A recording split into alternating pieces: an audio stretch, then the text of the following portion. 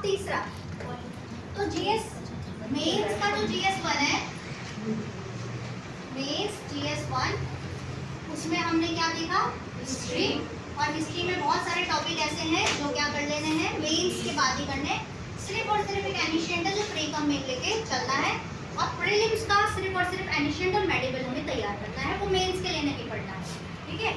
दूसरा हमारा ज्योग्राफी, इसको प्री कम मेन लेके चलना है, क्योंकि प्री में भी आता है, मेंस में भी आता है, बट उतना डीप जाने की जरूरत नहीं है, कि तुम टेक्टोनिक थ्योरी पढ़ रहे हो अभी से, उसको बात के लिए रखो, बस जानकारी होनी चाहिए कि किस किस में क्या क्या चीजें हैं, है ना। जैसे मिनरल्स हैं, तो मिनरल्स आपको याद रखने होंगे, कहाँ कहाँ पे कौन कौन से मिनरल्स होते हैं। स्पेशली इंडियन ज्योग्राफी पे फोकस करना है यहाँ पे, प्री में कहाँ पे फोकस करना, इंडियन ज्योग्राफी, जो कि लूसेंट और एनसीईआरटी बहुत हेल्प करेगा, ठीक है।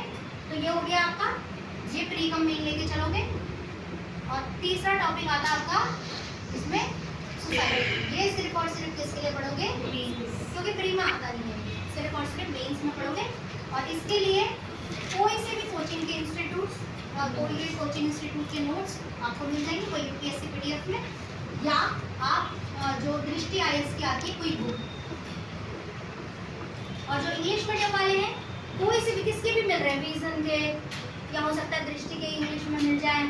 और कौन कौन से अच्छे इंस्टीट्यूट है इंग्लिश के, हाँ बाजीराव के भी आते हैं। बाजीराव को तो शायद मैंने वो सुना, इकोनॉमिक्स अच्छा आता है उसमें, है ना, तो वो हो गया।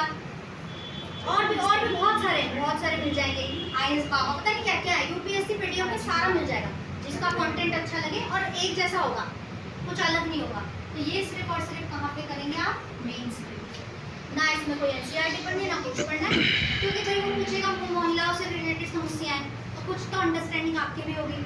ग्लोबलाइजेशन का इशू पूछ लेगा कि आज की जो विवाह पद्धति है उस पर क्या प्रभाव पड़ रहा है, महिलाओं पे क्या प्रभाव पड़ रहा है, बच्चों पे क्या प्रभाव पड़ रहा है, हमारी जो संस्कृति है उस पर भी क्या प्रभाव पड़ रहा है, शहरीकरण की समस्याएं पूछ लेगा, ठीक है।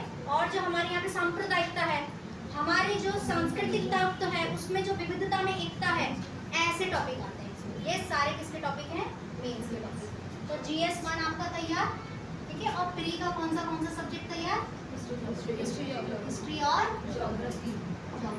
यहाँ से 30 क्वेश्चन बच जाएंगे आपके, अगर 15 क्वेश्चन भी आते तो 30 क्वेश्चन। अब प्री में ध्यान देना, ज्योग्राफी से सबसे ज्यादा फिजियोग्राफी वाले चैप्टर से आता है, सबसे ज्यादा, सबसे इम्पोर्टेंट, और उसी को मैंने बहुत टाइम दिया है यहाँ पे कराने में, ठीक है। पहला चैप्टर को ही सबसे शायद से 1-1.5 महीने लग गया था, यहाँ पे 1 महीना 1.5 महीने 2 महीने ऐसे लगा था। सबसे इम्पोर्टेंट है वो चैप्टर। उसमें जो है पूरा का पूरा जो भी है हमारी जो हमारी मुख्य हिमालय, लघु हिमालय, शिवालिक, मैदान, उसमें जो दर्रे हैं, उसमें जो पर्वत हैं, पठार हैं, जो दक्षिण भारत है, प्रायद्वीपीय भारत है, कैसे बना, मतलब सबसे इम्पोर्टेंट वही है।